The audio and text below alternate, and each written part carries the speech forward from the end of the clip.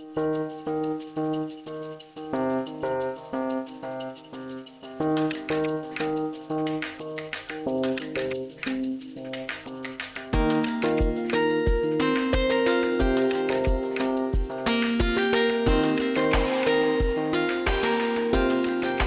of the budget shortfall that you were talking about, you guys just lost because of Coach Mulkey testing positive the UConn game, which is the big 300-pound gorilla game, 800-pound gorilla game on everybody's schedule. How much of a shortfall does that create for the women's basketball program losing that game? Because you did have 12 non-conference games a year ago. You were scheduled to have 7, so I think you're down to 6 at this point, and that's the big one. Oh, right. I'm sure it's a hit. I don't know. It's a part of the TV pie. I mean, when that TV check comes in, it's like like here in Texas. Here in Texas, a lot of people make their money from mineral rights. And back in back in May and June and July, you got your mineral rights check, and you're like, wow, that's not very much. And so that might be the situation that they're dealing with from a TV money standpoint. Is it all comes in. It's not. I don't think it's a situation where they say, oh, well, we can't play the UConn game, so we can't afford to play Coach Bill anymore. So but I think at least at this point where we at with COVID-19 and hopefully, the vaccines coming out will make a difference and everything. But, I think everybody's saying, hey, can we get to the light at the end of the tunnel? And I've rambled on a little bit because, man, I don't have any idea what their check from the UConn game is and how that impacts the overall. But I'll just be honest with you about that, Yeah. Yeah. So, but I think everybody's kind of looking. Where's that light at the end of the tunnel, and can we get there? And when we get there, can we afford to hire our academic staff back, and can we afford to hire our marketing people that we had to let go back? And are you seeing a sense of optimism there, pessimism, or sort of a balance in between? No, I think in 2020, if you're optimistic, then you're being belligerently optimistic.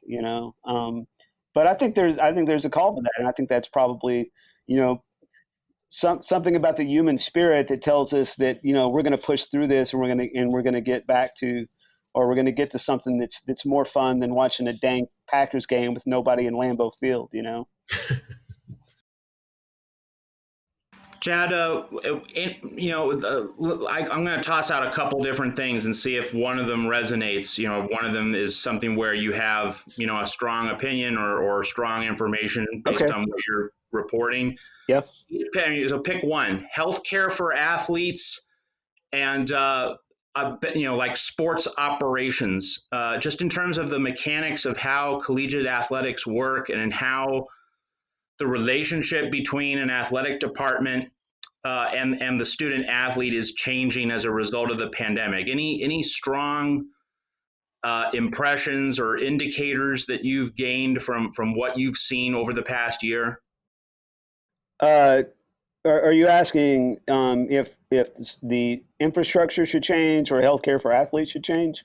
As not so much recommending what should happen, but just what you're seeing, what you're hearing, and if the people in administrative and operations positions, are seeing things that are opening their eyes and might lead to any kind of better practices on the other side of the pandemic.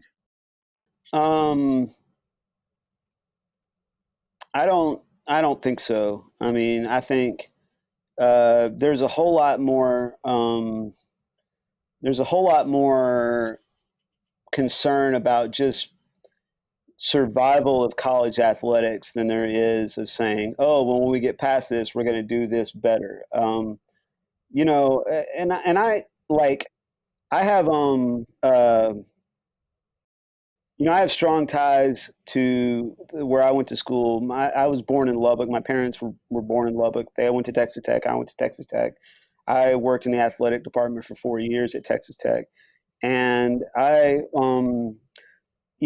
it's one of those things when somebody becomes a Red Raider, when they come into Texas Tech and become an athlete there, I want that person to have the best experience that they possibly can. I want them, if they don't go on to play pro sports, I want them to get a job based on the fact that somebody knows they're a Red Raider and they want, they want to bring them in and believe in them and whatever. And so when it comes to the idea of, oh, well, schools have to provide lifetime healthcare for people that were a student athlete there. Well, that's an interesting concept, and that's when somebody is out there putting their body on the line for a school, then you hate to think that the school uses that person's body for 4 years and then lets them rot after that happens.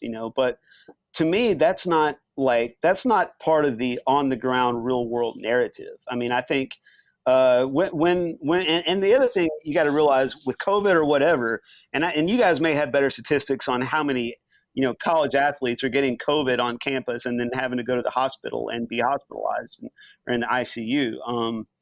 That's not something that I've heard of.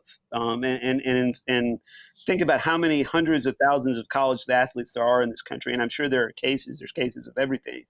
But I think what you find in real world on the ground is that people recruit these athletes to come to these schools, and it's not the situation where, haha, we tricked this kid into coming here. Now we're going to use him and make money off of him.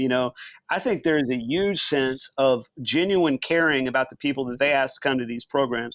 And I'll give Kim Mulkey credit. I'm not a Baylor person. I've stated my allegiance, but Kim Mulkey is very much interested in the lives of the kids that she recruits. And I did an interview yesterday with Moon Ursin, who's starting guard for Baylor and who's been here for 4 years now. And she lost her grandmother to COVID. And Kim Mulkey has expressed several times how difficult it was for her to not be able to be around Moon every day and not give her a hug and support her through that time of losing her grandmother. And so, the narrative, the national narrative and the 30,000-foot narrative is like, oh, these programs are using these college athletes and they're not giving them health care and they're not able to buy a pizza if they want to on the weekends. And when you're like grassroots within the programs, working for the athletic department or covering a team, you see a lot of real genuine care between the coaches and the athletes and the administrators and the athletes. And if you follow on Twitter, you'll see